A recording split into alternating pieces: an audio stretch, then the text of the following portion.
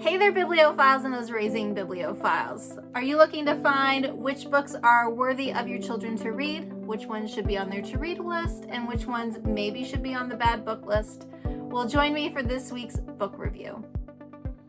So this week's book review is for ages 8 to 11. This is The One and Only Bob, and you probably have children who are familiar with The One and Only Ivan.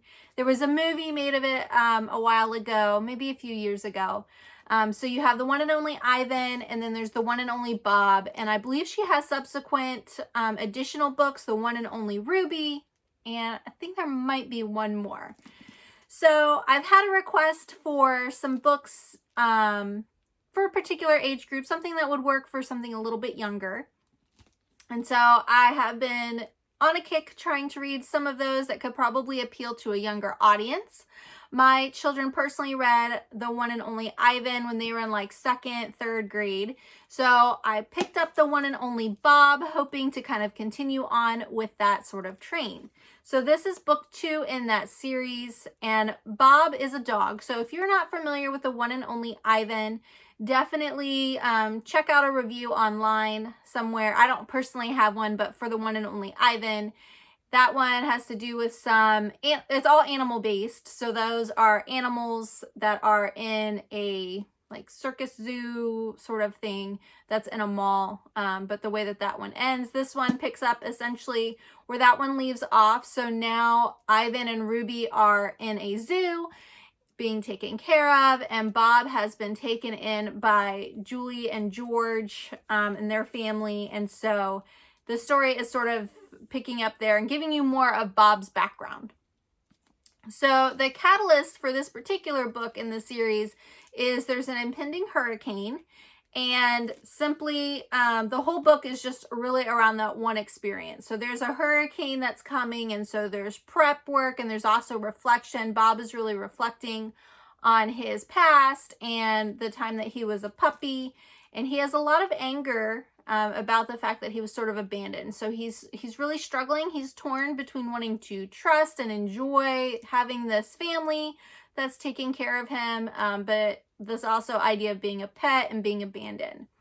The story opens with Bob laying the scene of his life this far. So with Julia and George, he's heading with them to the zoo as they're sort of putting in some last minute precautions for the hurricane that's to come. Bob gets to see Ruby and Ivan, and so they're talking, but then all of a sudden, things shift.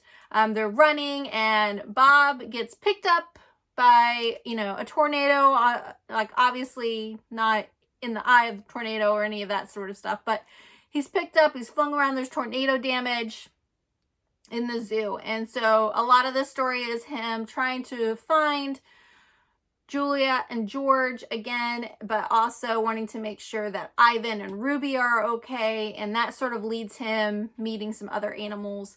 And ultimately, as a spoiler in this story, he comes across his sister, Boss, that they were in the original litter that sort of got thrown off of a truck. It's not really clear if that was intentional or not.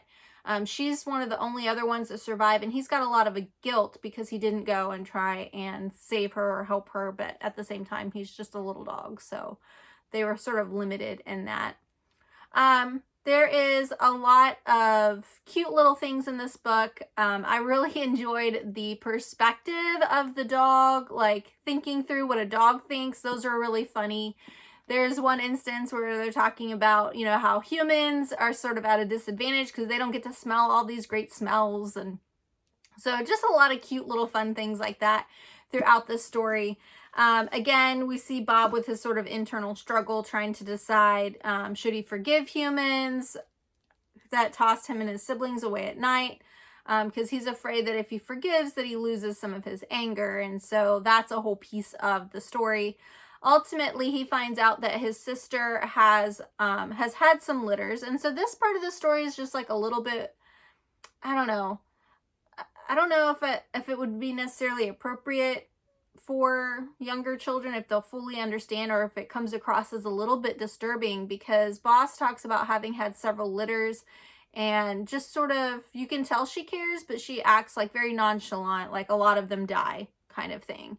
But she does have one pup that's managed to survive at the moment of a current litter, and Bob actually goes and saves him. But when he goes to save his little nephew dog, Boss disappears. And so that's a little sad for him, but you do see at the very end of the book, it ends with anticipation that like he hears her voice on the other side of the door, and so he's waiting patiently. There are cute little pictures in the story, and so one of them, like here, you know, like how cute is that, you know, as he's waiting, as that expectation. Now, the one thing though about this book is you do have the introduction of like a homosexual family. So that appears in the book on page 90. And I'm just going to read the chapter to you that this is about. The chapters are super short, but I'm going to read this to you on page 9. As Julia walks, I sneak peeks out of her backpack like I always do. We pass the meerkat family poking out from their den holes like a whack-a-mole game they used to have at Mac's Mall. I see that flashy flamingos with their one-legged balancing act, and the terrifying, beautiful tigers. Even their cute cubs give me the willies. Families, I've noticed, take a lot of different shapes. Jim and Joe, the penguins, adopted a banded egg, and they are the sweetest doting parents you ever saw. I see it with humans at the park too, families of all shapes and sizes and colors and genders, and yep, they all seem to do just fine. We round a corner past Sea Otter Alley. Oliver and Olivia are floating calmly on their backs, holding each other's paws. It's pretty adorable, I have to admit. But me, I don't need the trouble that comes with family. Babies puking, toddlers whining, spouses nagging. Talk about a design flaw. So one thing, I don't know if it was her intention, if it was something with the editors that was edited in, depending on when this book was originally published and all the little things going on. However, you definitely have this introduction here of a homosexual family with Jim and Joe, and it's presented as penguins because they're penguins, but that's, you know, they're weaving it in with animals. That seems very subtle. And the fact that they adopted an egg and that they are doting parents and all these different types of families that they're doing just fine. And later in the story, you do have a reference back to Jim and Joe as Bob is sort of going around the zoo a little bit, and he comes across them after the tornado, and he's just sort of checking to make sure everyone's okay. So you do have those two instances where that is brought up. I really wish that hadn't been in here, honestly, because of that. This book is definitely going to be, you know, a not to read. Now, families can certainly do what they want. That's the point of all these reviews, is just to let you know. But I just feel like just the subtle little hints of bringing stuff in is what has continued to make some of these authors or these books untrustworthy for parents, and something so subtle brought in, and you don't know what kind of impact that may have on a young reader. It may be something that they don't even pick up on, but for others, that may bring up questions, especially on a book that generally tends to go lower than 8 to 11. Sometimes you see very avid younger readers, maybe 6 or 7, that pick up some of these books because, especially the style, you see the print, there's lots of white space. It makes it easier for them to read. And so it is a great starter book on some series and getting like those kind of chapter books in.